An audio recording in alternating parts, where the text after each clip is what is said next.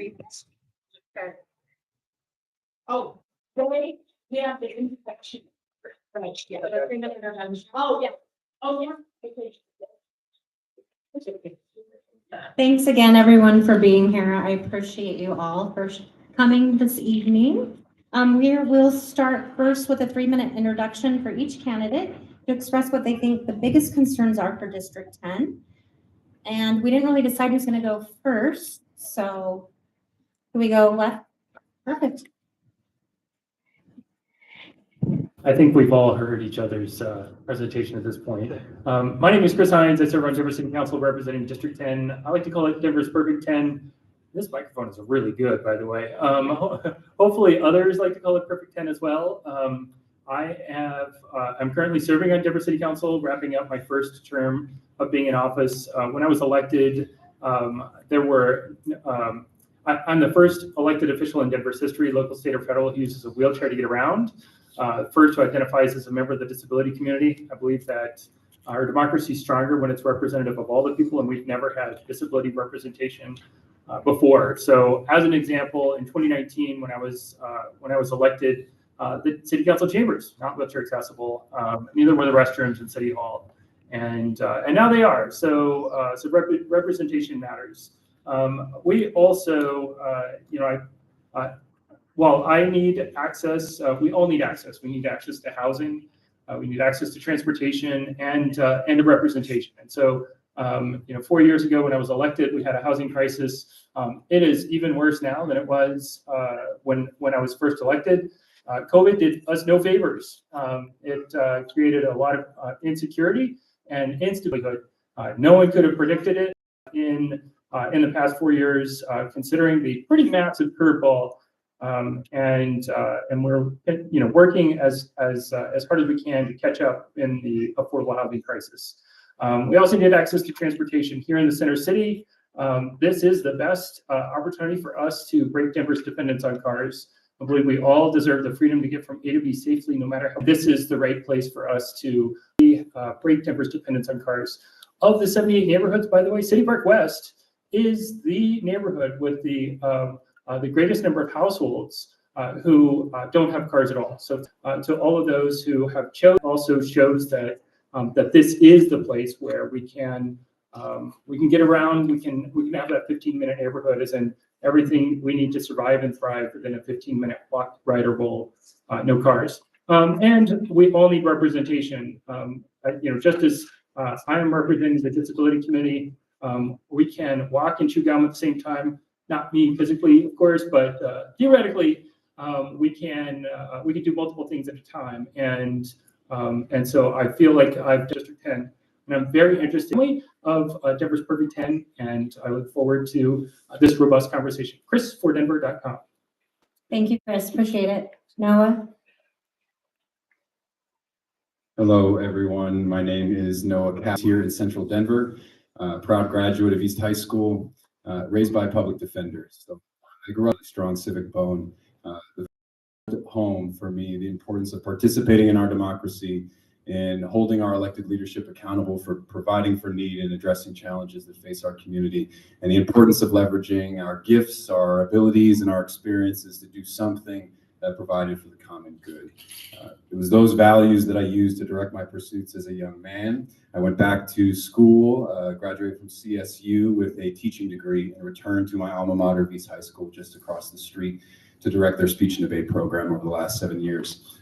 There I helped build a community of young people and their families, of 200 each year, in civil discourse, civility, civil debate, helping young people discover the power of their own voice, understand and articulate the challenges and solutions to those challenges that face and plague our world. And that gave me a lot of insight into the complex set of challenges that face our Denver kids and our Denver families. That's who I'm focused on in this race, Denver kids and Denver families. As a teacher, it was hard to survive. I look up after 7 years to have been priced out of the housing market nearly entirely. I currently rent a small 1-bedroom on 12th and Sherman. But to look up and not have a viable pathway to homeownership and to set down roots in the community that I've lived and served my entire life was deeply concerning. I saw how it impacted the families that I taught, and the challenges that it poses to the city in terms of staffing our schools, staffing our hospitals, staffing our city services, and the negative feedback loop that creates for our city. When teachers can't afford to live in these communities, they leave. And our young people don't have the opportunities that they deserve, and they can't find the upward mobility that we need to preserve in this city. My priorities are fivefold, and it's born out of my experience as an educator, as a freelance journalist for Denver Westward, where I covered city issues. We have to provide for affordable options. We have to make sure the city remains a place that young families can root down and build lives. We have to make sure that we're providing for public health, public safety, and a better relationship with law enforcement. We know this has been hard. That we are all experiencing a lot of trauma, and to keep showing up and to keep working together is out of a lot of abundant love for our community and our neighbors.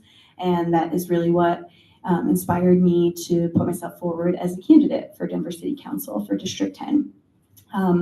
I am a renter, which might seem like a very, simple description, but it's a pretty important one. We make up more than 70% of this district. We make up more than 50% of the city, and we really don't have any representation of renters on city council, nor do we have a lot of we don't have a lot of access to tenants' rights around habitability issues, around rent control, around opportunities for tenants to organize and also to purchase and acquire apartments. So to start there, housing is one mental health and wellness perspective. We need to be thinking about how we're investing in ways that we address mental health crises, ways that we address public health crises that don't often or necessarily have to involve guns, that we need to address these issues at the root. As has been mentioned, we also have a lot of issues around public transit, and hopefully we can talk about those as well. It's shannon-hoffman.com. This is a people-powered and heart-centered campaign. Thanks.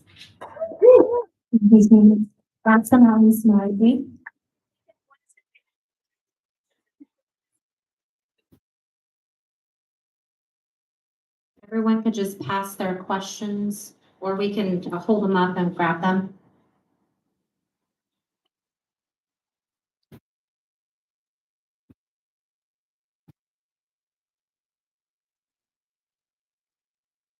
Yeah.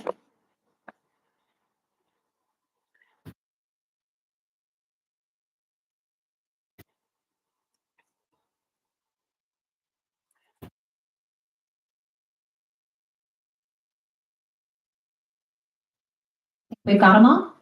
Perfect. Last but not least, Margie. Thank you. I'd like to thank Joe and Cleta and the City Park West Neighborhood Organization for hosting us this evening. My name is Margie Morris. I'm a resident of gun violence. Is youth who feel disenfranchised. They're not engaged in school. They don't feel a sense of belonging. We know that's the largest driver. Kids who've been expelled, who've had infractional incidents at school, also drivers. Again, there's data, there's information. We know where we need to be investing our time and our resources in ensuring that students feel safe, that students feel engaged, that they have opportunities for enrichment, not just in school, but even outside of school. And I think that is really very important. So I will tell you, when I've met parents around the community that are very concerned about their children who are at school and have gone through active shooter drills and active shooter events, have shared with me some of their concerns. One is the communication. They hear from their kids before they hear from the school. One of the parents said, I work at a university. We have a text string. We get information almost instantaneously if there's an active shooter. I took that to someone I know who's in leadership at DPS, and they were going to share that. I also talked about the services. They're not confidential. Students don't feel like they can get the services that they need. I think we need to revise the services that we have in school and out of school for our students to make sure they are so safe, they can get healing, and they can be in a position to learn the best.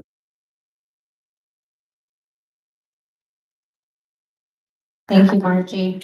All right, next what we're going to do is we're gonna have the candidates answer the questions that were sent up here to me. And you'll each have 2 minutes to answer, okay? We need a break. You guys feel okay? Perfect. So first question will be to Chris. Are you a gun owner? How do you share your gun? Do you have a concealed carry permit? So I am a gun owner. I don't know what the second question means. How do I share my gun? Maybe store. Maybe that's it. Okay, so I, this is actually at the East when students put together a presentation by various leaders throughout the city. I did talk about this. I am a gun owner. I do store my unloaded firearm in a locked case in the closet, and so that's what I mentioned at the event. That is where I store it. Thanks, Chris. I'll read the question again. My apologies that I got it wrong to begin with. Are you a gun owner? How do you store your gun? Do you have a conceal and carry permit? How do you store your gun? Do you have a conceal and carry permit? I am also not a gun owner. I'm not opposed to people owning guns should they store them properly and also be properly trained to use them. Thank you. Margie, are you a gun owner? How do you store your gun? Do you have a conceal and carry permit? I'm not a gun owner either. I did grow up with guns. My dad was career military. He retired as a lieutenant colonel in the Army. He's buried in Arlington. Needless to say, I had a lot of interactions with guns, but safe guns for sure. What I will tell you is that I think it's important that assault weapons get banned in this country. They are intended for war. They are intended to inflict the most harm and destruction into the target as possible, the target being human beings. So I'm very adamant about that. I have worked a bit with Moms Demand Action and glad to see Students Demand Action. Thank you. Next question. When discussing affordable housing in our city neighborhoods, how are you going to keep city employees in the conversation? Am I going to be first answering all of them? That's fine. And I do not have a concealed carry permit. I apologize for skipping that. As far as keeping the city employees in the conversation about housing, certainly we want to make sure that everyone is engaged. Part of the reason why government moves slowly is we stakeholder almost everything. This isn't Congress Park. We made a pretty big mistake about not stakeholdering folks in Congress Park when we made a decision to change trash collection from the alley to the street, and that was an executive branch decision, but that definitely underscored why it's important for us to have a conversation with the entire community. Certainly, that includes city, the city family. Thanks, Chris. Margie, when discussing affordable housing in our city neighborhoods, how are you going to keep city employees in the conversation? I do think city employees are in the conversation. I think they're, in the driver's seat in many ways around affordable housing. I do think it's important that we recognize that we've had a gap in affordable housing going back as far as 2009. At that point, we had about 3,000 units that we were short. By 2017, it was nearly 30,000 units of truly affordable housing that we had a deficit. Today, it's at least 50. Some people put it at about 70,000 units. So clearly our city hasn't done a great job in keeping up. There are a lot of factors, cost being a major one of them. So we really need to be looking at a lot of different funding sources, federal, state, local, various tax incentives. As well, we need to be making sure we have outside investment for things like social impact bonds. I know we have one of those that was around housing, but we need to do more of that. So we really need to be engaging our city employees as well as the best and the brightest around affordable housing in the country, not necessarily from Denver. Let's look at the best practices across the country and bring them here and get it done. Thank you. Noah, when discussing affordable housing in our city neighborhoods, how are you going to keep city employees in the conversation? So I think keeping city employees in the conversation, they are the conversation. we have to be providing for the workforce housing that makes sure that our city remains well-staffed, that our hospitals remain well-staffed, that Denver Health doesn't lose paramedics and nurses every time that we have an increase in the cost of living. Teachers are leaving this profession in droves because they can't afford to live in this city. So the emphasis needs to be on making strong partnerships with city agencies and departments and various employers that work with city employees. The city and the various agencies related to the city own lots of property. The city has property that they own, land that they own. DPS has land that they own. RTD has land that they own. And we should be leveraging those pieces, those parcels of land to build workforce housing and to partner with the Denver Housing Authority to ensure that any time that we're building a development, affordable housing in our city neighborhoods. How are you going to keep city employees in the conversation? Thanks. Great question. And as has been said, definitely thinking about city employees being able to afford to an actual and interconnected piece of this is supporting city employees who want to unionize so that they can bargain for fair wages. And they also have the opportunity to stay in their jobs and have stability. When we're meeting people that work for the city and make $25 an hour and they've worked there for 10 years, they're not able to purchase a home, and they have been, steadfast employees to our city.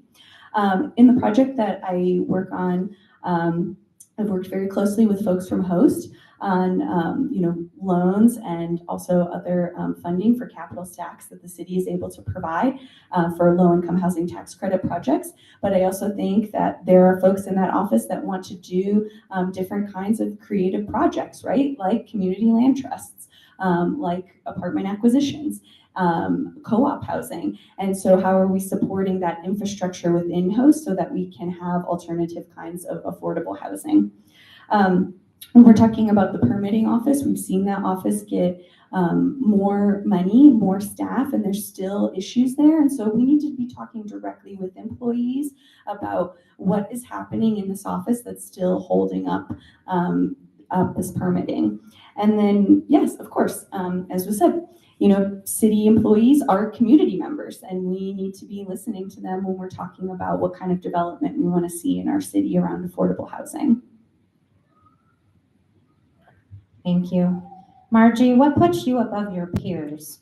What are your plans for gun violence?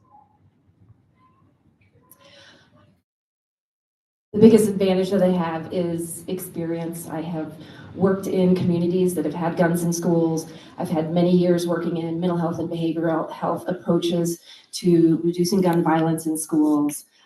So I think I have the boots on the ground experience that makes a difference here. I'm also kind of a data nerd.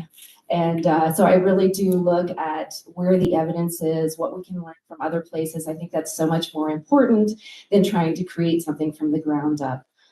The second half of the question about the violence, how are we going to address gun violence? Okay. I do think that we have to make sure that the kids are safe in schools. And so I do think we need to figure out what kind of security presence we have, and whether that is back to SROs or something that's different from that. We need to figure it out quickly, but there does need to be a level of security at the schools. We need better cameras and think about whether we're going to have metal detectors, those types of things. I've seen those work, but they also have an impact on the students too. The other thing I would say is we need to do a much better job with mental health access. I know that Denver Health provides a lot of the mental health in the schools, and that's great. I don't know that it's sufficient. I've definitely heard complaints about that. But we also want to make sure that it's not just in the schools where it's available. We want to make those services available where people are already. And Caring for Denver is doing a great job of that. I think we need to lean into them on some of those practices. Thank you. Noah, what puts you above your peers? And what are your plans for gun violence?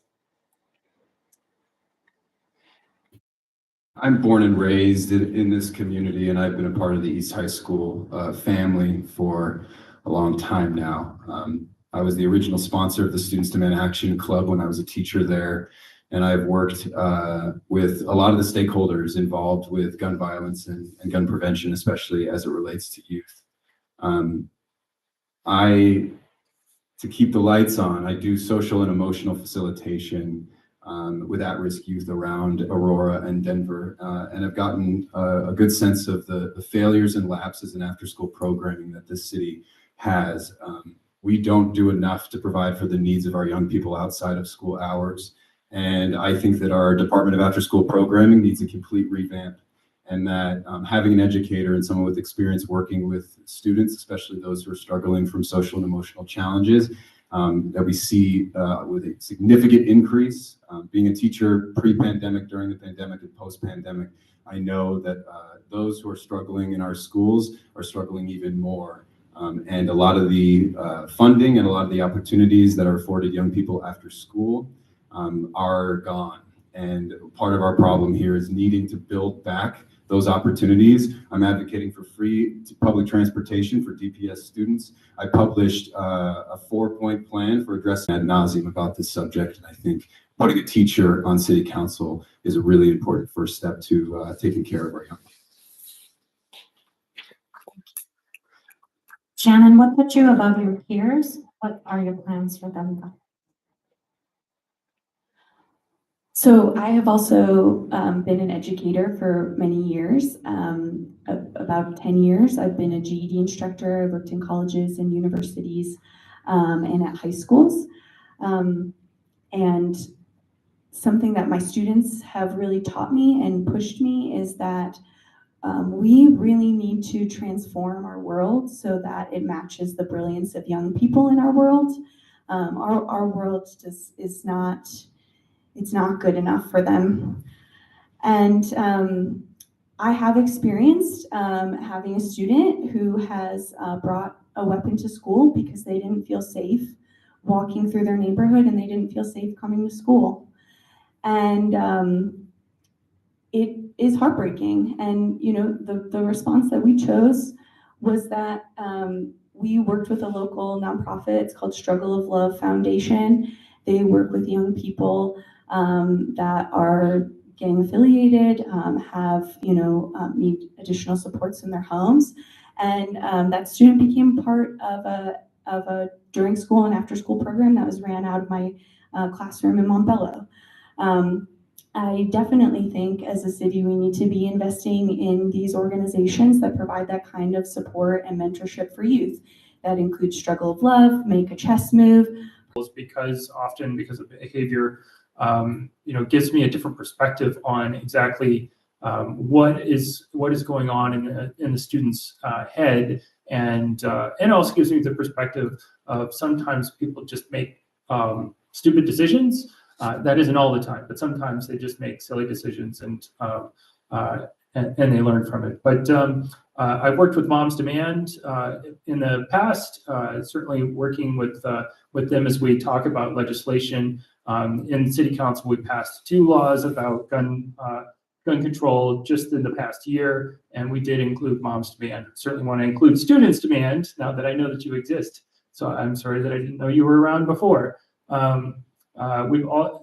Another differentiator is, you know, I've already worked with the city attorney's office on exactly what we can and can't do as far as legislation about gun violence here in the city of Denver. You know, as hopefully everyone knows, the red flag bill was discussed yesterday afternoon at the Capitol. I was there talking with Moms Demand and legislators about ERPO and the red flag law. So having those relationships with the state counterparts, that's also important. But we need better after-school programs. We need diversion or a safe place for kids to go 24/7. If they don't feel safe in their home, or if they want to leave their home for whatever reason, there should be a safe place for them to go at any time, day or night. So, thank you.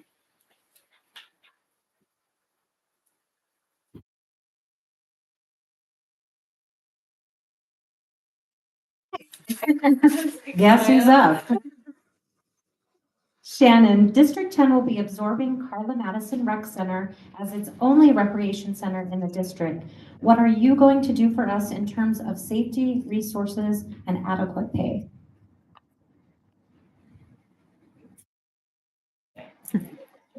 Sorry, thank you.